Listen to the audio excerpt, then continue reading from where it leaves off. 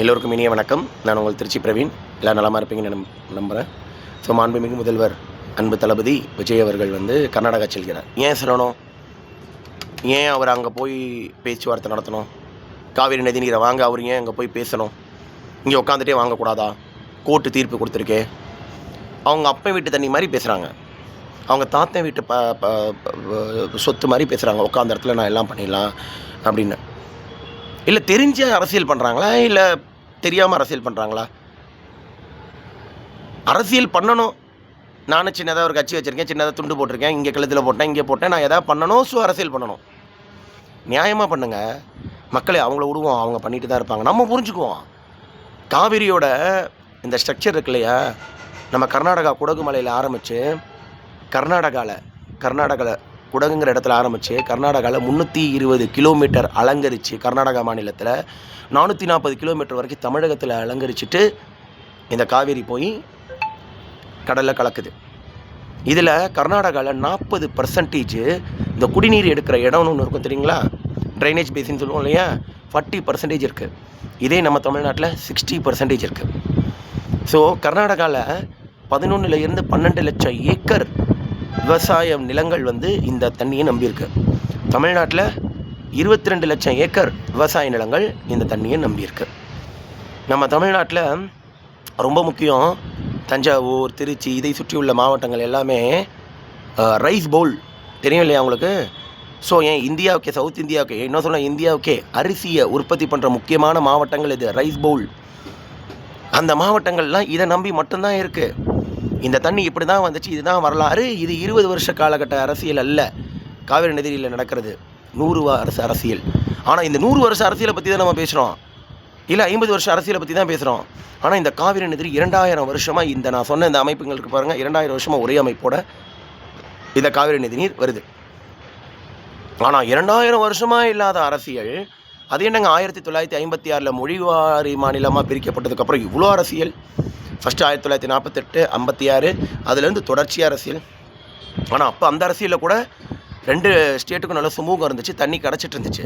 கடந்த 20 வருஷமாக எனக்கு ரொம்ப அரசியல். ஏன்னா நல்லா புரிஞ்சுக்கோங்க, the relationship between the 2 state will fulfil such a basic needs of the people. அது மட்டும்தான் உண்மை, அது மட்டும்தான் நிதர்சனம். காவிரி தண்ணீர், அங்கேருந்து வர காவிரி வாட்டர் மட்டும் தமிழ்நாட்டுக்கு வரல. தமிழ்நாட்டில் மழை காலத்தில் 2 மாதம் மழை பெய்யுது அப்படின்னா அதில் கொஞ்சம் மழை குறைவாக இருந்தாட்டே நம்ம சென்னையில் உள்ள ஏரிகள்லாம் நிரம்ப மாட்டேங்குது, தண்ணி பற்றாக்குறை வந்துடுது. இங்கே இந்த காவிரி நதி நீர் மட்டும் இல்லாமல், இது இல்லாமல் அங்கே வர மழை நீரையும் சேர்ந்து தான் டோட்டல் ரிக்குயர்மெண்ட் ஆஃப் ஈவன் குடிநீருக்கே தேவை, விவசாயத்துக்கு தேவை, இதெல்லாம் சேர்த்து மொத்தத்தையும் கர்நாடகா பெனிஃபிட் ஆகுது. அப்படின்னா இருக்கிற காவிரியை மட்டும் இல்லை, இங்கே கர்நாடகாவில் மழை 4 மாதங்கள் 5 மாதங்கள் தொடர்ச்சி அதிக நாட்கள் மழை இருக்கும். ஏன்னா இது காடுகள் சார்ந்த பகுதினால அதிக மழை இருக்கும்.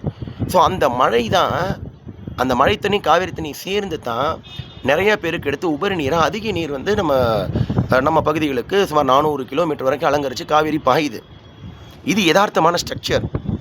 2018 சுப்ரீம் கோர்ட் என்ன சொன்னாங்க, 210-15 சம்திங் டிஎம்சி கர்நாடகாவுக்கும் 404 டிஎம்சி தமிழ்நாட்டுக்கும் கொடுக்கப்படும்னு சொல்லிட்டாங்க.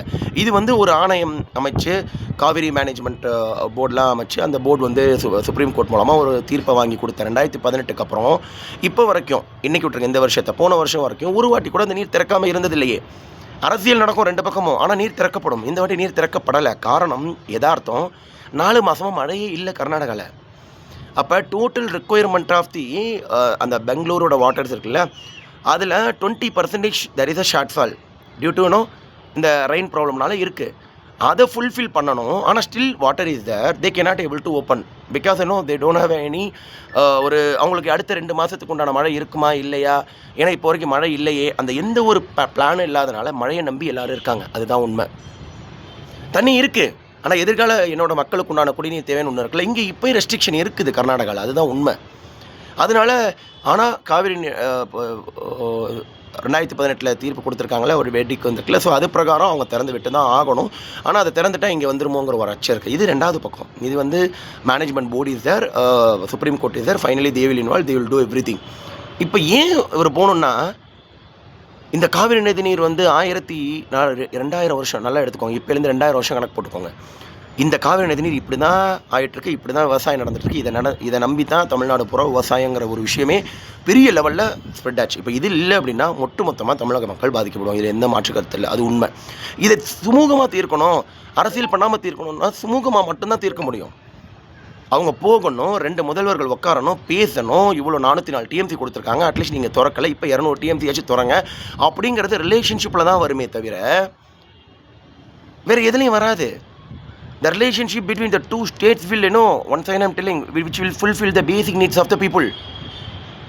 ஏங்க மன்னராட்சி 2000 வருஷம் நான் சொல்கிறேன் இல்லையா, 1770 வரைக்குமே திப்பு சுல்தான் இறந்து விஜயநகர பேரரசு முடிவுக்கு வர வரைக்குமே கூட இந்த மாதிரி எந்த பிரச்சனைகளே இல்லை. கடந்த 1500 வருஷங்களாக எல்லா அரசாங்கமும் எல்லா மன்னராட்சிகளும் ஒருத்தர் மேனேஜ் பண்ணி எந்த பிரச்சனையும் இல்லாமல் தான் இந்த காவிரி நதிநீர் பாஞ்சு வந்திருக்கு. 1770-80க்கு அப்புறம் ஆங்கிலேயர்கள் ஆட்சி வந்தும் கூட கர்நாடகாவில் அங்கே வந்து பிரிட்டிஷோட ஆதிக்கத்துடன் கூடிய ஒரு ஆட்சி, இங்கே வந்து பார்த்திங்கன்னா மெட்ராஸ் பிரசிடென்சி. ஸோ இது ரெண்டும் நடக்குது. அங்கேயும் வந்து மியூச்சுவலாக 2 பக்கமும் ஒரு அண்டர்ஸ்டாண்டிங் இருந்து அப்பயும் தண்ணி வருது. இது எப்போ பிரச்சனையாக உருவெடுக்குது, 1947 சுதந்திரம் கிடச்சதுக்கப்புறம் 1948 ஃபஸ்ட் லெவல் ப்ராப்ளம் வந்து இல்லை, இந்த வாட்டர் வந்து எங்கள் மாநிலத்திற்கு உண்டானதே, மாநிலம் இல்லைங்க எங்கள் பகுதிக்கு உண்டானதேன்னு கொண்டு வரப்படுது. 1956 மொழி வாரி மாநிலமாக பிரிக்கப்படுது. இது தமிழ்நாடு, இது கர்நாடகா, இது கேரளா, ஆந்திரான்னு. அப்பையிலேருந்து இது கர்நாடகாவினுடைய தண்ணி அப்படின்னு பிரிக்கப்படுறது அப்பையிலேருந்து.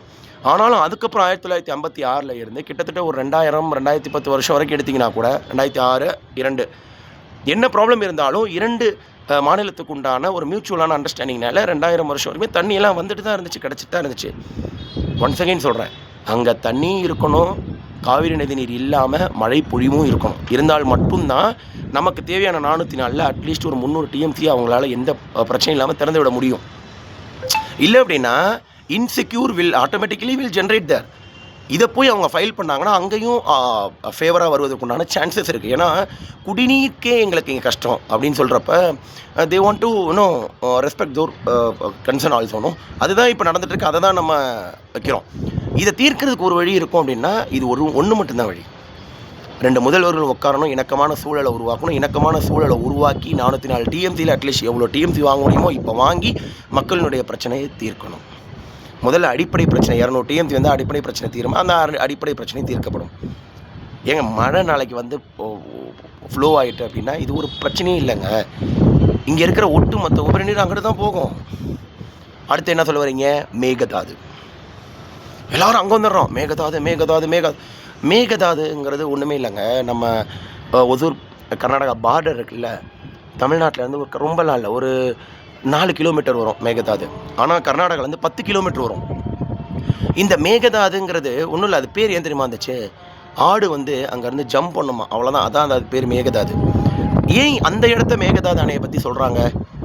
மேகதாதில் அந்த இடம் தான் இருக்கிறதுலே நம்ம காவிரி வந்து பறஞ்சு விரிஞ்சு கர்நாடகா குடகுலேருந்து நம்ம பாயுதுன்னு சொல்கிறோம் இல்லையா, இது எல்லாமே ஒரு அகலத்தோடு பாயும்.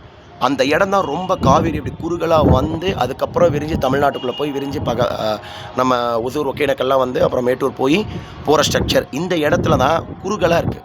அந்த இடத்துல தான் ஈஸியாக டேம் கட்டினா அவங்களோட தாட் ப்ராசஸ் என்னவாக இருக்குன்னா, நம்ம இந்த இடத்துல டேம் கட்டிட்டோம் அப்படின்னா நமக்கு கிட்டத்தட்ட ஒரு 400 டிஎம்சிக்கு மேலே 200-300 டிஎம்சி தண்ணீர் வந்து அதிகமாக கிடைக்கும்.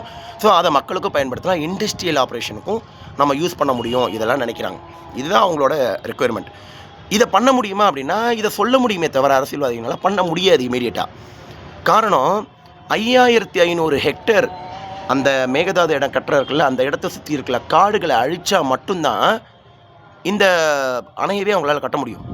அதனால் தமிழகத்தினுடைய அனுமதி இல்லாமலோ உச்சநீதிமன்றத்தோட அனுமதி இல்லாமலோ இந்த மேகதாது அணையை ஒருபோதும் ஒருத்தராலும் கட்ட முடியாது. இது அரசு சொல்லப்பட்ட சட்டங்கள் சொல்லப்பட்ட நடந்துட்டுருக்கிற அரசு சார்ந்த விஷயங்களை சொல்கிறது.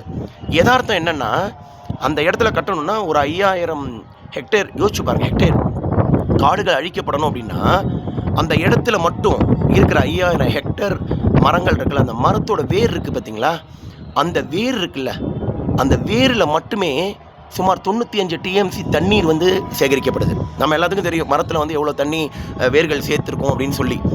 இதெல்லாம் போய் அவங்க அழிச்சிட்டாங்கன்னா, இந்த காடுகளை அழிச்சிட்டாங்கன்னா முதல்ல இயற்கை வளங்கள் எல்லாமே கிட்டத்தட்ட 5000 ஹெக்டருங்கிறது பாதிக்கப்படும் ஃபுல்லாக. ரெண்டாவது முக்கியமான விஷயம், இதெல்லாம் அழிச்சிட்டாங்கன்னா அந்த வேரில் உள்ள 100 டிஎம்சி தண்ணியை சேர்த்து வச்சிருக்கு இல்லையா. நீங்கள் எப்போவுமே ஒரு பக்கம் ஆறு ஓடுது, இங்கே வந்து மரங்கள் இருக்குது, காடுகள்லாம் இருக்குன்னா அந்த வேர்கள் தான் அந்த தண்ணியை வந்து சேகரித்து வைக்கும். அதோட அளவு 100 டிஎம்சி. ஆனால் இவங்க இங்கே இது கட்டுறாங்கல்ல, மேகதாதுல வந்து அணை கட்டினா அவங்களுக்கு அடிஷ்னலாக ஒரு 67 to 70 டிஎம்சி தான் தண்ணி கிடைக்கும். ஸோ இந்த கிடைக்க போகிற டிஎம்சியும் இவ்வளோ விஷயங்களை வந்து அவங்க அழிச்சிட்டு இந்த விஷயங்களை பண்ணுறதுக்கும் யாரும் விரும்ப மாட்டாங்க. இயற்கை ஆர்வலர்களை ஒத்துக்க மாட்டாங்க. இயற்கை சூழல்வாளர்கள் எப்படி அளவு பண்ணுவாங்க இதை? சுற்றுச்சூழல், மத்திய சுற்றுச்சூழல், மாநில சுற்றுச்சூழல் நிறையா இருக்குது. இங்கே நம்ம சுற்றுச்சூழல், அதை நம்பி வாழ்கிற காடுகள். ஏங்க இந்த கர்நாடகா கடந்த பல வருடங்களாக இந்த காடுகளை பாதுகாத்து வந்ததில் முக்கியத்துவம் மதித்த மக்களில் ஒரு பகுதியான மக்கள் இங்கே இருக்காங்க. அவ்வளோ விஷயங்களை அழிக்க எப்படி அவங்க ஒத்துக்குவாங்க? எப்படி முடியும் ப்ராக்டிக்கலாக? இவ்வளோ விஷயத்தை அழிச்சிட்டா அந்த விஷயத்தை உருவாக்குறதுக்கு ஒரு யுகம் தேவைப்படும். அந்த விஷயத்தை அவ்வளோ ஈஸியாக அழிச்சிட்டு மேகதாது கட்டணும் அப்படிங்கிற எண்ணத்துக்குள்ளே வரமாட்டாங்க.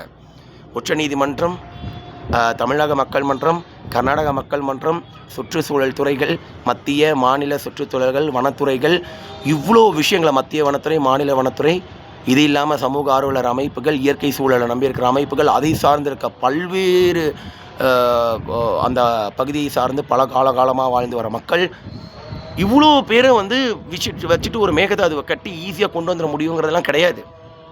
மேகதாது வச்சுட்டு இவர் வாய் திறக்கலை, அமைச்சர் ஆனந்தனை வாய் திறக்கலை, தளபதி விஜயண்ணே அவர்கள் வாய் திறக்கலை, இந்த அமைச்சர் பேசலை, அந்த அமைச்சர் பேசலை.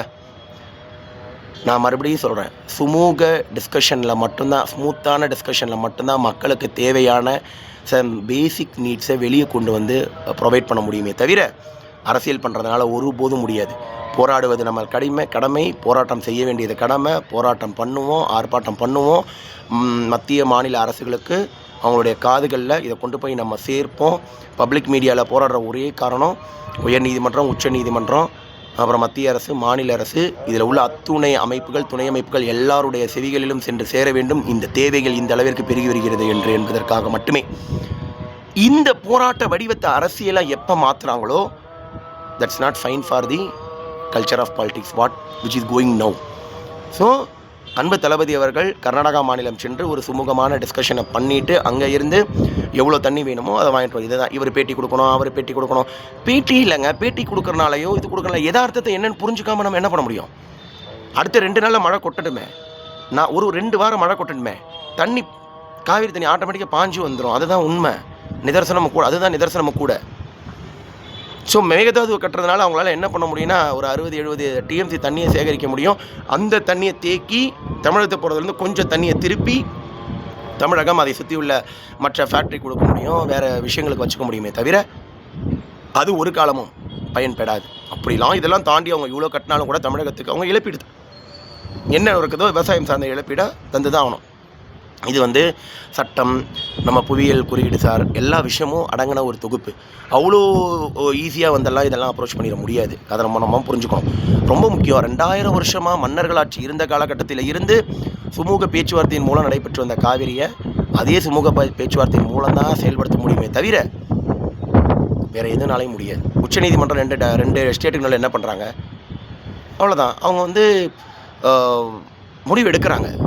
மக்களோட ரெக்குயர்மெண்ட்டை பொறுத்து என்ன மாதிரியான விவசாயங்கள் எங்கெங்கே பெருகுது, என்ன உற்பத்தி ஆகுதுங்கிறத பொறுத்து அவங்க முடிவு பண்ணுறாங்க. ரெக்குயர்மெண்ட் என்ன, இப்போ நம்ம சில டேட்டாவில் பேசினாலும் எத்தனை லட்சம், என்ன ஹெக்டர், இதெல்லாம் வச்சு அவங்க சொல்கிறாங்க. ஸோ இதை அடிப்படையாக வச்சு தான் வந்து இந்த விஷயத்தை அணுகணுமே தவிர அரசியலை வச்சு அணுகக்கூடாது. எனவே மக்களே, நம்ம இந்த விஷயத்தை புரிஞ்சுக்குவோம். எந்த மக்களும் தண்ணிக்கு அங்கே எதிரல்ல. இந்த அரசியல்வாதிகள் பண்ணுகின்ற, நான் சொல்ல எல்லா சில அரசியல்வாதிகள் பண்ணுகின்ற அன்எஜுகேட்டட் பாலிடிக்ஸ் இருக்கு இல்லையா, அதனால் வர்ற பிரச்சனை தான் மக்களுடைய மனசில் தேவையில்லாத ஒரு அழுக்காக போய் சேர்ந்து நிற்கிறதுக்கு ஒரு காரணத்தான். அதை ஈஸியாக ரிமூவ் பண்ணிடலாம். சரியான விமர்சனங்கள், சரியான பதிலடிகள், சரியான கருத்துக்கள் மூலமாக தேங்கியிருக்கிற இந்த கசறுகளை அகற்றுவது ஒன்றே அழகிய ஒரு அரசியலுக்கு வழியாக இருக்கும். என்ன தேவையற்றதை பேசுகிறாங்க, தேவையான விஷயத்தை பேசி நல்ல சுமூக பேச்சு மட்டுமே எல்லா விஷயத்துக்கும் பயன்பெறுங்கிறத நம்ம புரிஞ்சுக்கணும்னு கேட்டிருக்கிறேன். தேங்க்யூ, நன்றி.